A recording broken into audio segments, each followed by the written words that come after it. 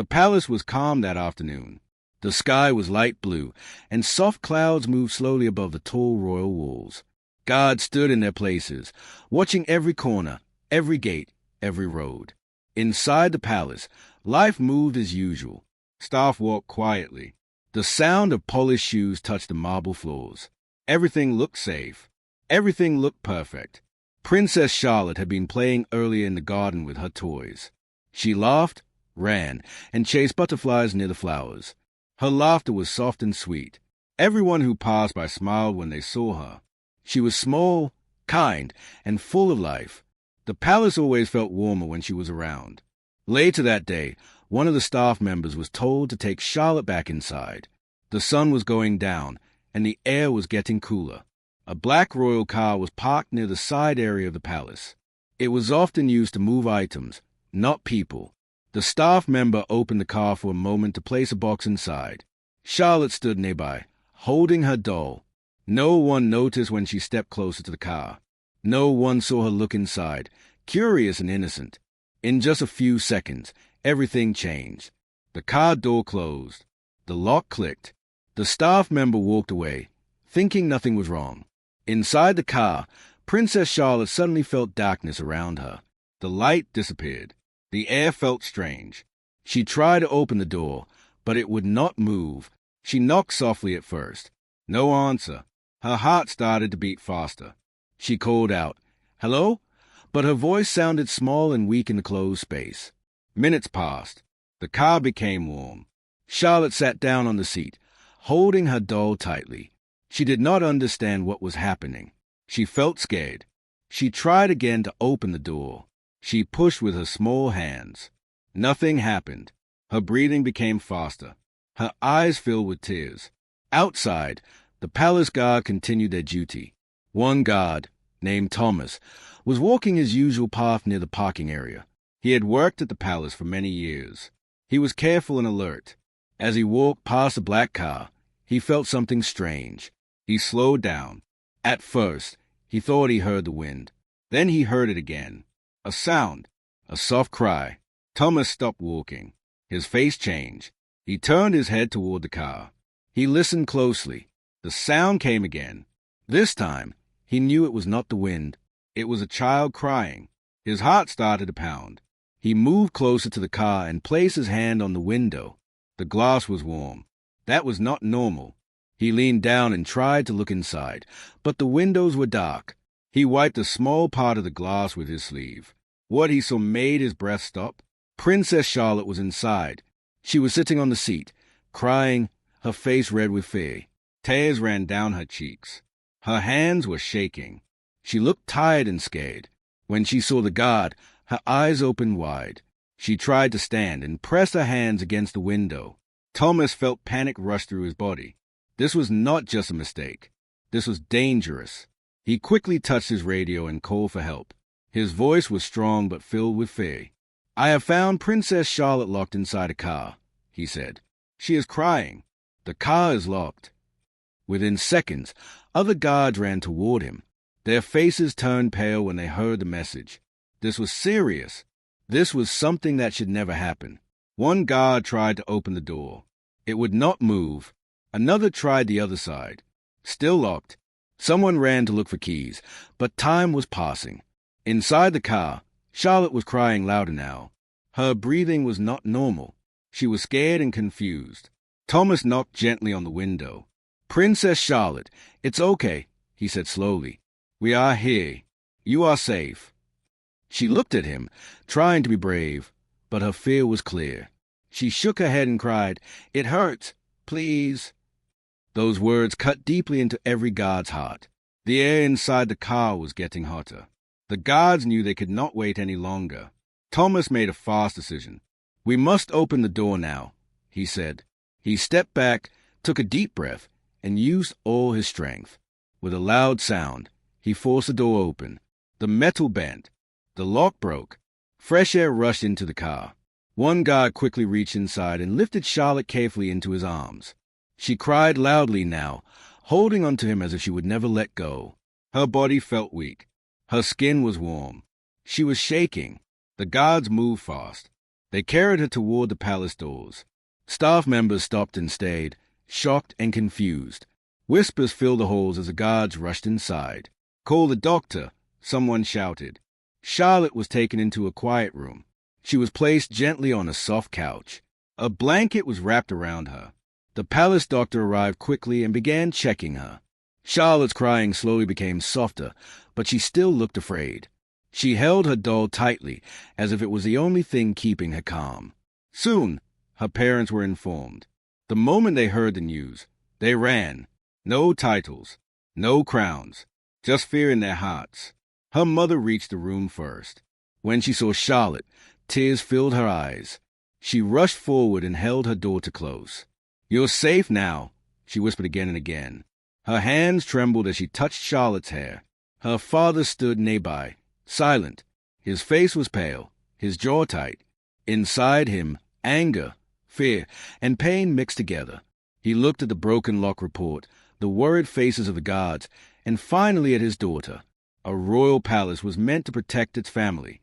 Today, it had failed. Charlotte slowly calmed as she felt her mother's arms around her. Her breathing became steady, but her eyes still showed fear.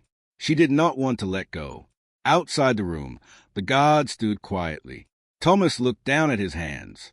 He kept thinking about what could have happened if he had walked past the car a little later. The thought made him feel cold inside. That night, the palace felt different. The walls were the same. The lights were the same. But something had changed. Trust had been broken. Questions filled the air. How did this happen? Who was responsible? Could this happen again?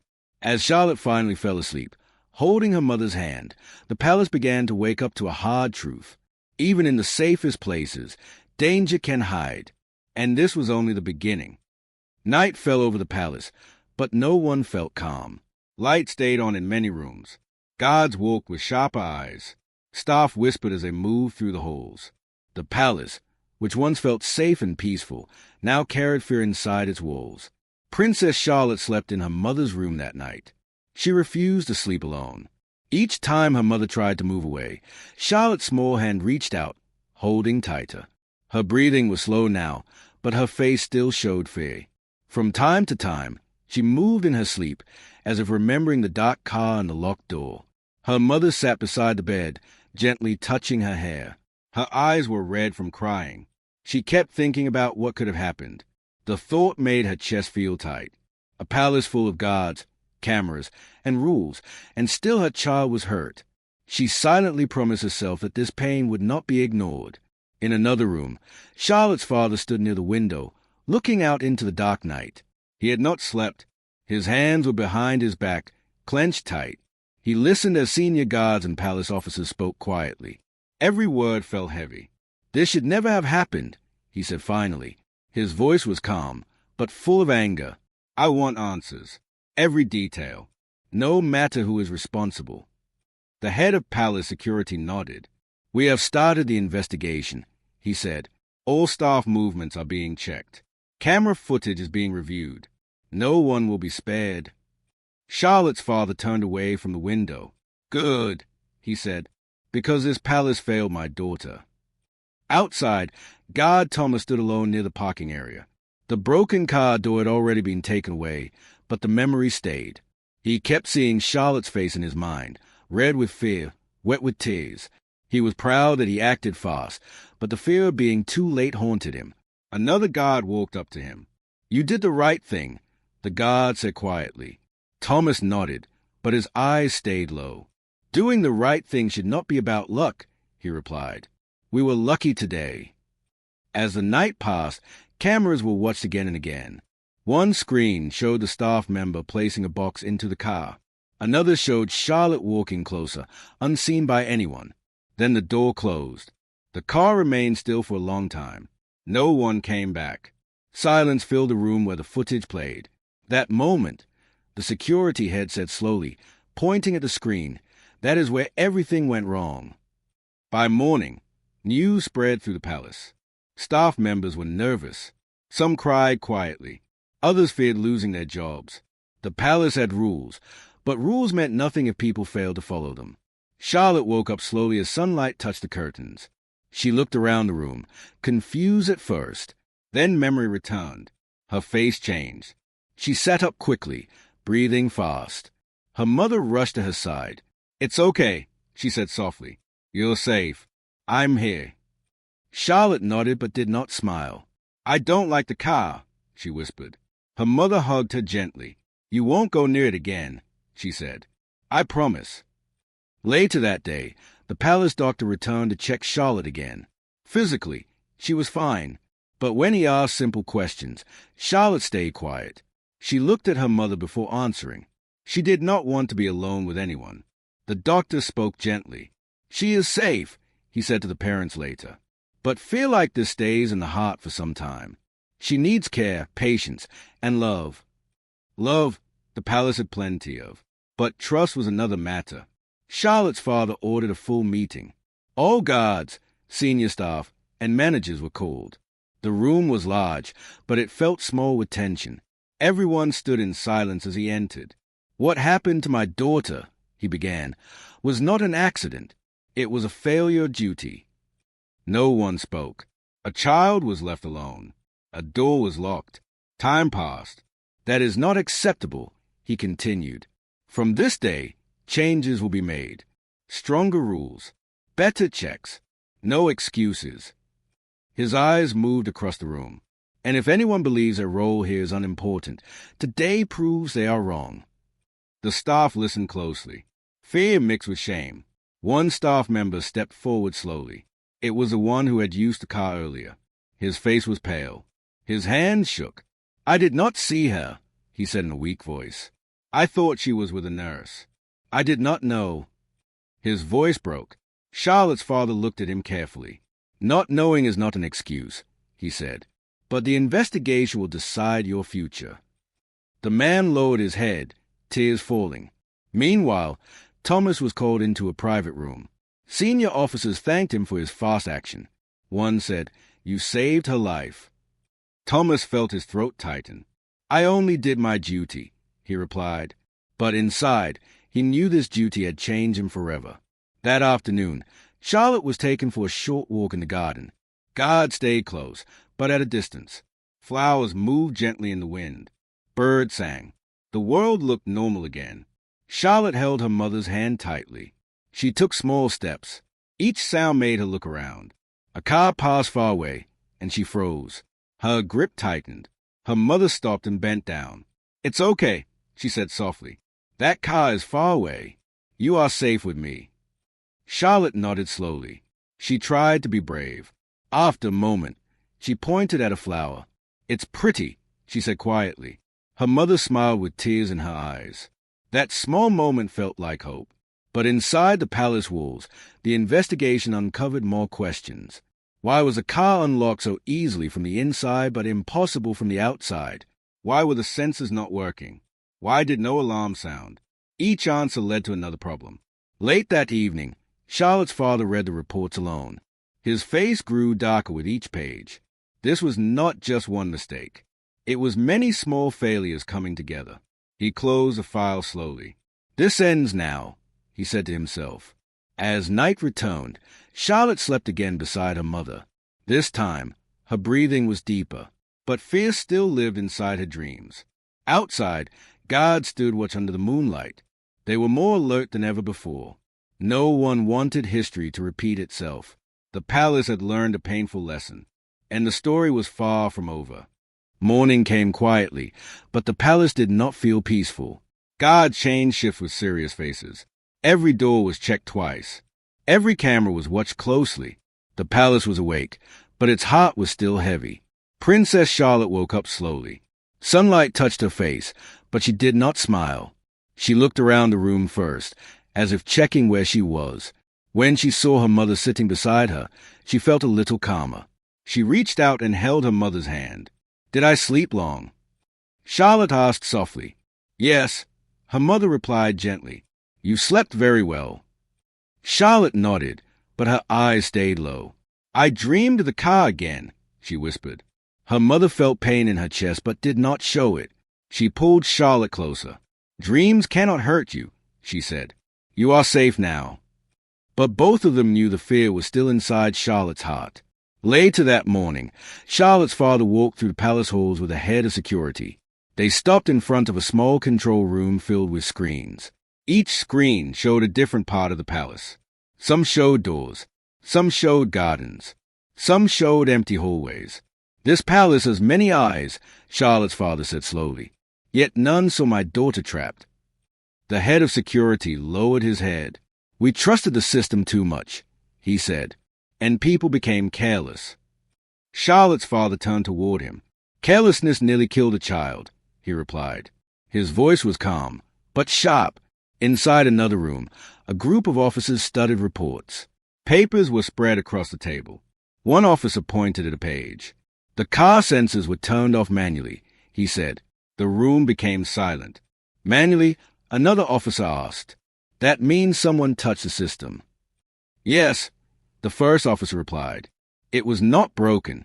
It was disabled." That single truth changed everything. The investigation was no longer about a mistake.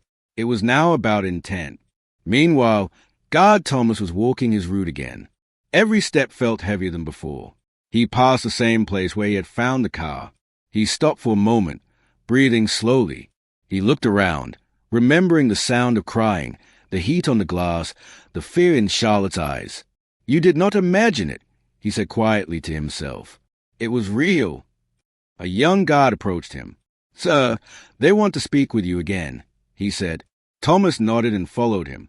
In a private room, senior officers asked Thomas detailed questions. What time did he hear the cry? How long had the car been parked? Did he notice anyone near it earlier? Thomas answered carefully. He remembered something then, something small but strange. "There was a man," he said slowly. "He was near the car earlier. He said he was checking supplies." "Can you describe him?" an officer asked. Thomas closed his eyes, thinking. "Tall, dark jacket." He avoided eye contact. "I did not think much of it then." The officers exchanged looks. "That matches another report," one of them said. The palace walls seemed to listen as fear grew quietly inside them. Charlotte spent the day indoors. Her parents did not want her near cars' open areas. She sat near the window with her toys, but she did not play much. She lined them up carefully over and over again. When a door closed loudly nearby, she jumped. Her nurse noticed this and knelt beside her. "It's okay," she said softly. "That sound can't hurt you." Charlotte nodded but did not speak. Later, Charlotte's mother took her to a quiet room filled with books and soft pillows. They read together. Charlotte slowly relaxed as the familiar words filled the room. For a moment, she laughed softly at a picture. That small laugh felt like light entering a dark place. But outside that room, shadows were growing. By evening, the investigation team discovered something else. A service hallway camera had been covered for 10 minutes that day. Just 10 minutes. But those 10 minutes matched the time Charlotte entered the car. This was planned, the security head said quietly. Not against her, but careless enough to trap her. Charlotte's father listened carefully. His face showed pain, but also control. "Find out who," he said, "and why." That night, a storm came. Rain hit the palace windows. Thunder rolled across the sky.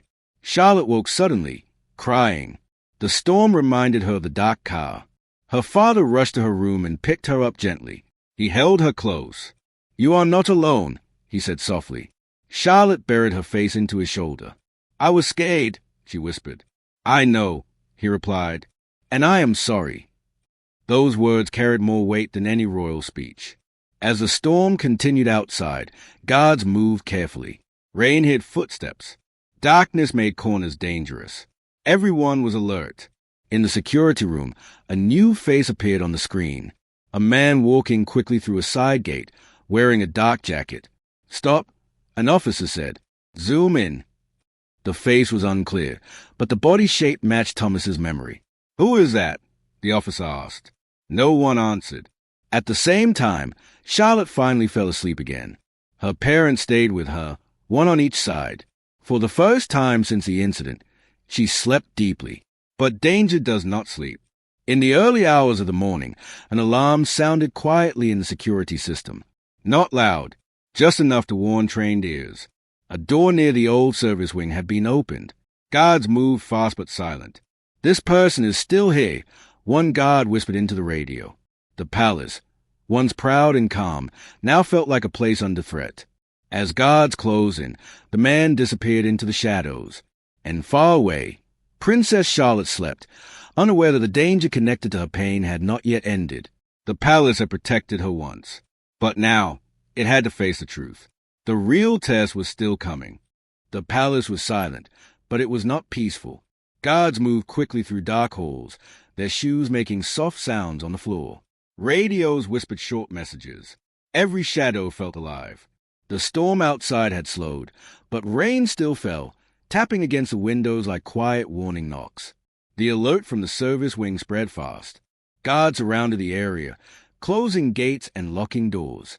No one was allowed in or out. The palace, once open and bright, now felt like a fortress under threat. Guard Thomas ran with the others. His heart beat fast, but his mind was clear.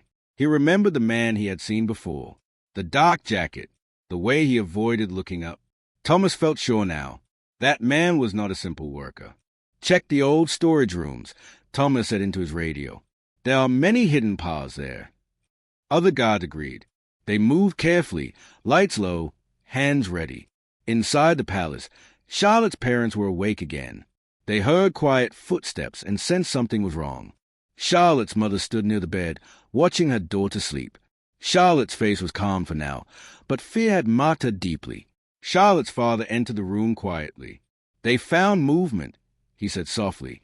Charlotte's mother looked up, eyes wide. "Is she in danger?" "Not right now," he replied, "but we must be careful." They decided not to wake Charlotte. She needed rest more than anything. Back in the service wing, a guard pointed toward a door slightly open. A weak light came from inside. "Is there?" the guard whispered. Thomas stepped forward slowly. His breath was steady. He pushed the door open gently. Inside, the room was filled with old boxes, tools, and broken furniture. The air smelled of dust. In the far corner, a man stood frozen. He turned slowly, eyes wide with fear. "Don't move," Thomas said firmly. The man raised his hands. "I didn't hurt anyone," he said quickly. "Then why are you running?" another guard asked. The man looked down. His voice shook. "I made a mistake." They moved closer and took him into custody. As they led him away, Thomas studied his face. It was the same man. He was sure now. In a secure room, officers questioned the man. He sat on a chair, shoulders low, eyes tired. "I was told to disable the car sensors," the man said after a long silence. "I was paid to do it." "By who?" an officer asked. "I don't know his real name," the man replied. "He said it was for stealing supplies, not for hurting a child." The room fell silent. "So you disabled safety systems in a royal palace," the officer said slowly, "without asking questions." The man covered his face. "I didn't think," he whispered. "I swear, I didn't know the princess would be there." Word reached Charlotte's father quickly. He stood still as he listened. His face showed pain, not anger. "A child suffered because someone didn't think," he said quietly. The man was taken away, but the damage was already done. Morning came slowly. Sunlight entered the palace, but the fear did not leave. Charlotte woke again, holding her doll tightly. She looked around, then relaxed slightly when she saw her mother. "Are the bad people gone?" Charlotte asked softly.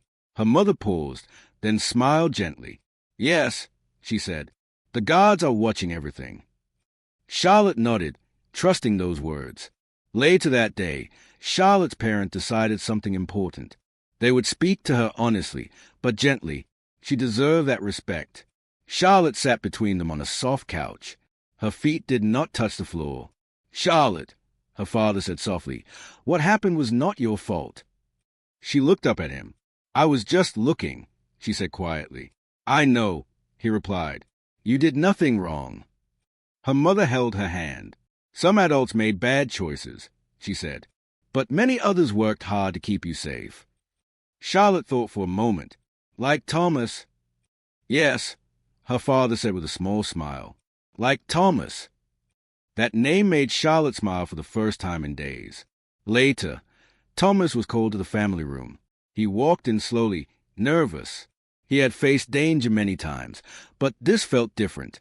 Charlotte saw him and sat up straight. "You saved me," she said. Thomas felt his eyes fill with tears. He knelt down to her level. "You were very brave," he said gently.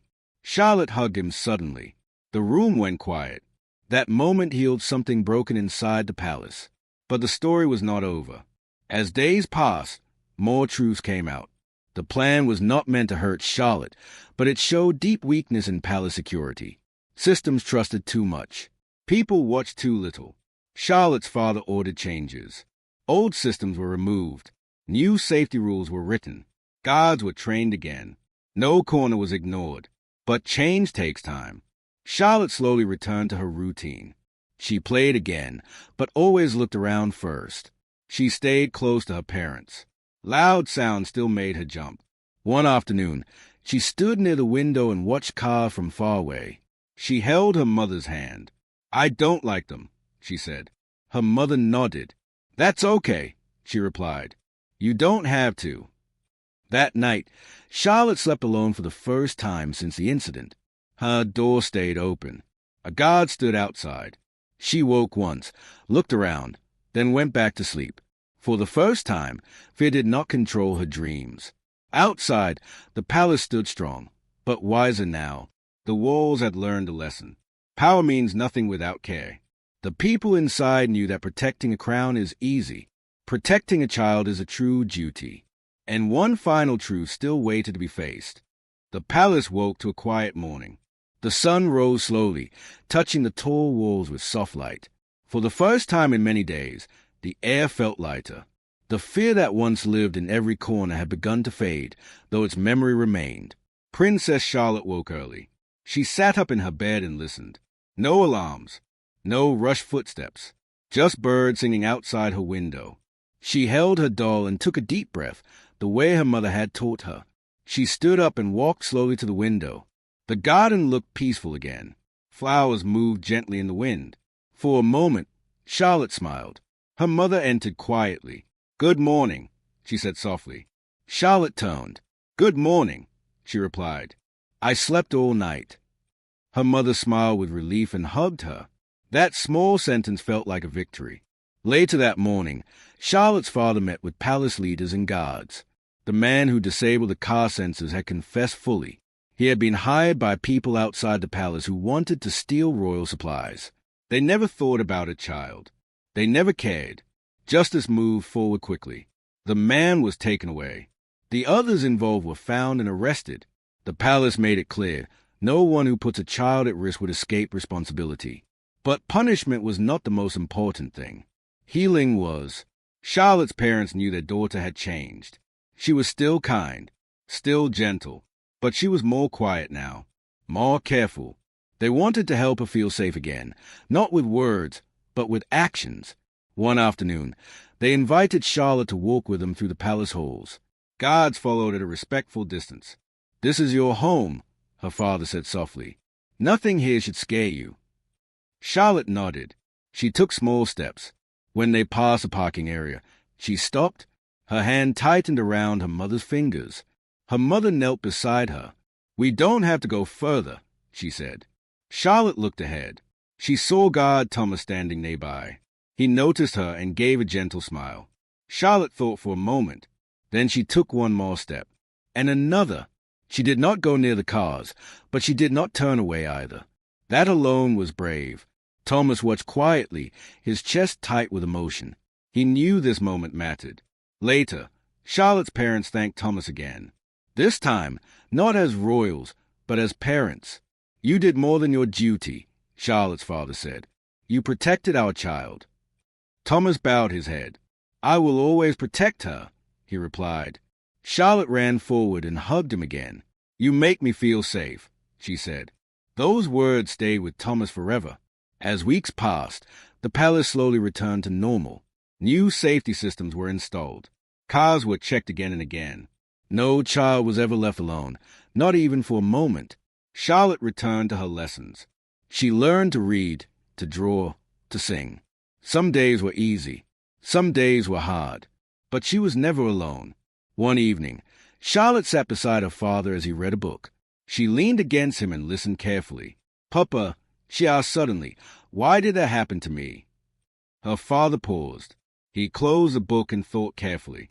"Sometimes," he said gently, "bad things happen not because of who we are, but because others forget to be kind and careful." Charlotte nodded slowly. "Will it happen again?" "No," he said firmly. "Not while I am here." That answer gave her peace. Months later, the palace held a small ceremony.